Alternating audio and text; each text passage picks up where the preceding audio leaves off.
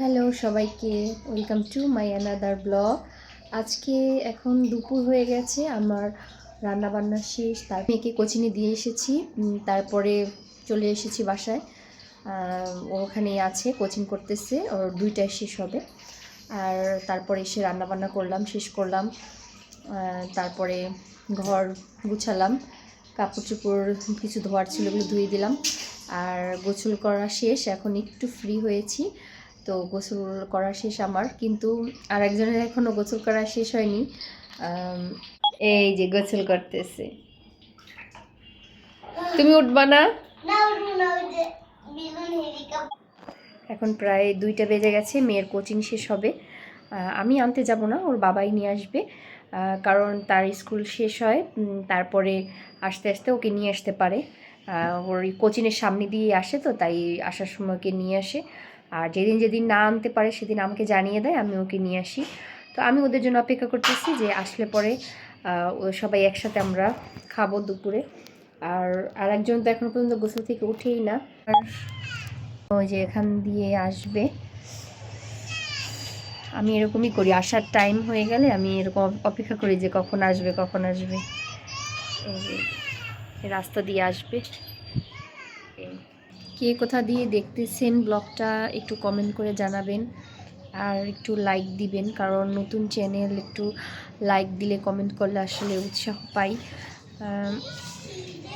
আর এভাবে ভিডিও করা হুটহাট করে হয় না, অভ্যাস নেই, যেহেতু নতুন চ্যানেলটা ওপেন করেছি, তবুও চেষ্টা করব ভিডিওগুলো দেওয়ার। আর রান্নাবান্নার সময় এত ব্যস্ত থাকি যে ভিডিও করতেই সময় পাই না।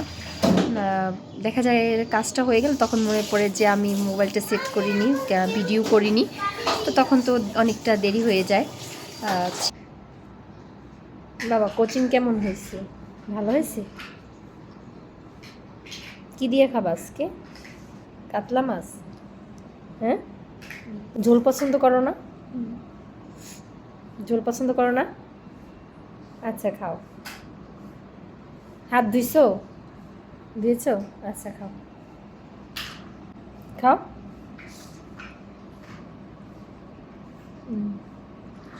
এই তুমি মাংস বেশি পছন্দ করো না, শুধু মাছ খাও না? এদিকে তাকাও, শুধু মাছ খাও। আর তুমি এগুলো কি করছো? সোফা সেট আনছো কেন এখান থেকে? সব নামাইছো? এই যে তোকে প্রায় 2:30 বাজে, এখন তুমি খাবা না? এই যে খাবা না? ভাত খাবা না? এইখানে নিয়ে আসবো? তাই এগুলো কে গুছাবে পরে? আমি? কেন, তুমি করছো, তুমি একটু গুছাইও, একটু সাহায্য করো।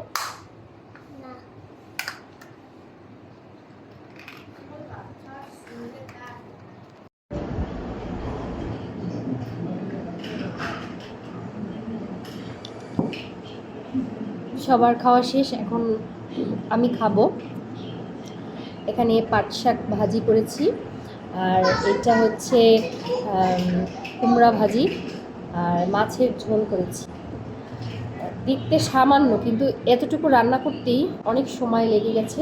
যারা রান্না করে তারা তো ভালো করেই আমরা জানি। এই যে রান্নার জন্য, শাক ভাজি করার জন্য শাক বাছতে হবে, কাটতে হবে, মানে অনেকবার পরিষ্কার করার জন্য অনেক সময় লাগে এই শাক। তারপরে পেঁয়াজ রসুন এইগুলো তো খেয়ে নিই শাক ভাজিটা দিয়ে।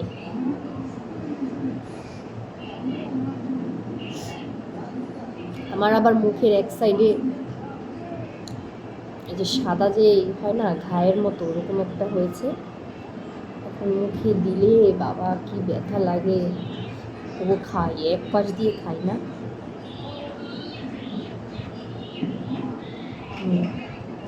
ভালো।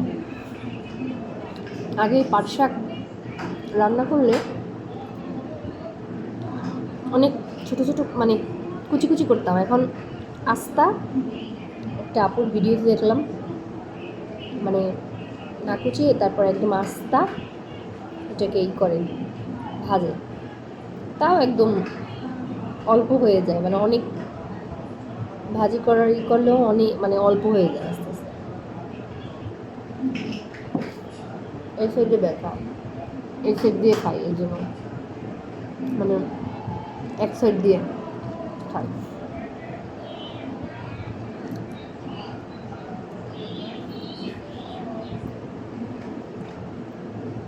মাছ ছাড়া একদিনও খেতে পারি না, কিন্তু অনেক বেশি যে লাগবে বা অনেক বড় পিস যে লাগবে তা না, সামান্য একটু লাগবে কিন্তু প্রতিদিন লাগবে।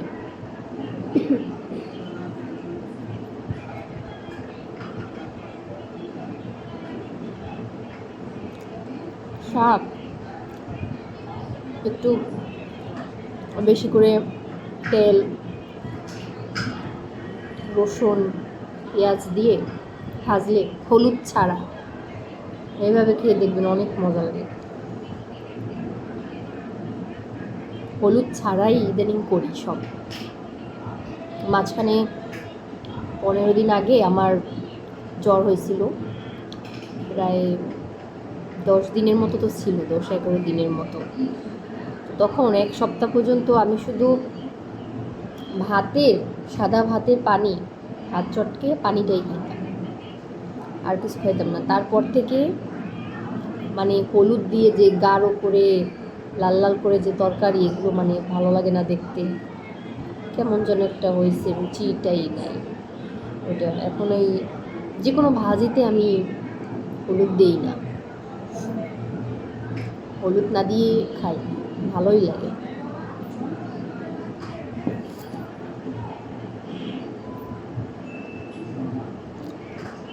বাসায় টিভি চলে, এজন্য হয়তো সাউন্ড এরকম। সারাদিন টিভি চলবে, দেখুক আর না দেখুক মানে ওটা ছাড়াই থাকবে সারাদিন।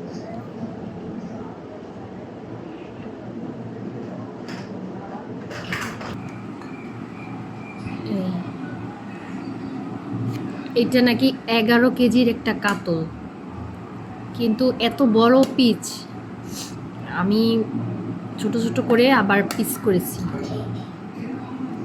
কারণ মশলা সব কিছু ভিতরে যাতে যায় সুন্দরভাবে, আমি সেইভাবে পিস করছি। এই যে এখন খাবো।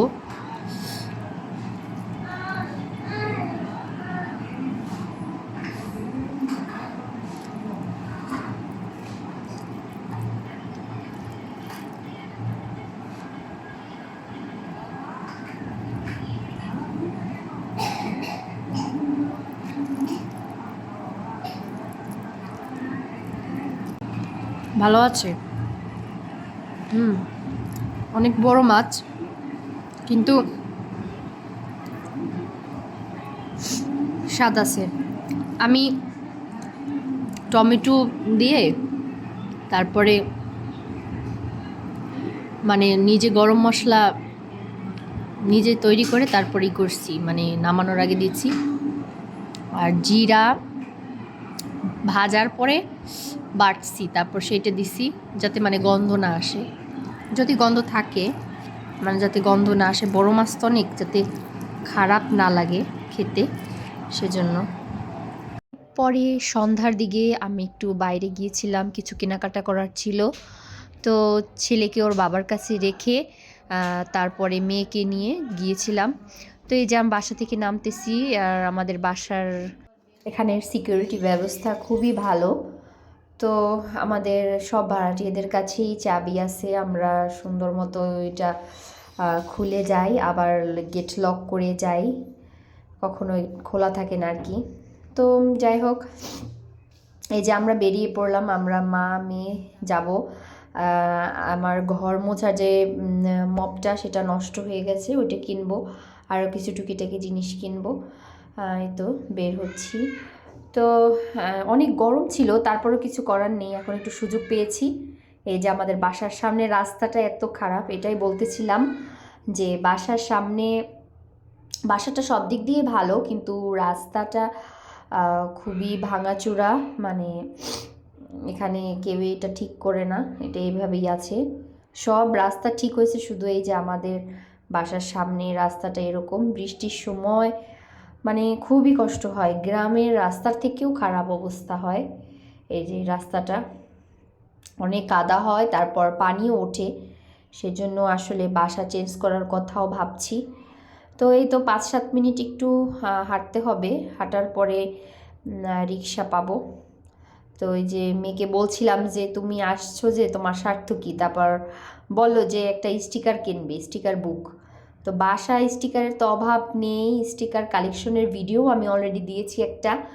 তো তারপরও মানে স্টিকারের জন্য এরকম করে, আসলে বের হলেই স্টিকারের আনার কথাই বলবে, কিছু লাগবে না, শুধু স্টিকারই লাগবে।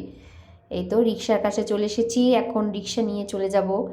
এখন স্বপ্নে সুপার মার্কেটে চলে এসেছি, এখান থেকে ও স্টিকারগুলো দেখছে, ও দেখতেছে যে সবই ওর বাসায় আছে, নতুন কালেকশন কিছু আসেনি। তো আমি কিছু ফ্রোজেন আইটেম দেখলাম, ফ্রোজেন আইটেম বাসায় কিছু নিয়ে রাখি, কারণ যখন একদমই কিছু থাকে না বানানোর মতো সময় হাতে থাকে না, তখন এইটা ফ্রোজেন আইটেমগুলো দিয়ে খুব দ্রুত তো খাবার বানিয়ে দেওয়া যায় বাচ্চাদের। তো আমি একটা নাগেটস নিয়েছি, আর পরোটা খুঁজছিলাম যে 10 পিসের একটা পরোটা পাই কিনা, কিন্তু এখানে বেশি ছিল, তো পরে আর নিলাম না, শুধু নাগেটস নিয়েছি। আর এই যে মেয়ে ও কিনতে পারেনি, কারণ সব কালেকশনের বাসায় আছে। এখন বলো মা চলো আমরা বটতলার দিকে যাই, ওখানে অনেক 99 শপ আছে। তো আচ্ছা বলছে আচ্ছা ঠিক আছে তাহলে চলো। এই দোকানটা আছে বাসনওয়ালার দোকান। এই দোকানে যে কি ভিডিও ভাইরাল হয়েছিল, যে যখন ওপেন হয়েছে তখন ডিসকাউন্ট ছিল, এত ভিড় ছিল আমরা আসতেই পারিনি, আর এখন একটা মানুষও নেই, মাছি তারা শুধু। আচ্ছা এখন আমরা বটতলার দিকে যাচ্ছি স্টিকার কিনতে 99-এ, আর আমিও কিছু টুকটাক কিনবো। এই যে 99-এ চলে এসেছি। তো আসলে নারী কিসে আটকায়, আমার মনে হয় এই যে ঘর সাজানোর জিনিস এগুলোতেই আটকায়, এত ভালো লাগে এগুলো দেখতে, কিন্তু দাম অনেক। আমাদের বটতলাতে আসলে 99 শপ আছে, 10টা-12টা শপ আছে এরকম, কিন্তু অনেক দাম, আমার কাছে মনে হয় যে অনেক দাম।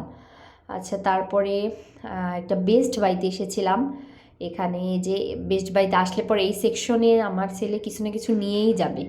তো আজকে রেহাই পেলাম, মানে আজকে ওকে নিয়ে আসিনি, তো রক্ষা পেলাম এখান থেকে কিছু নিতে হলো না।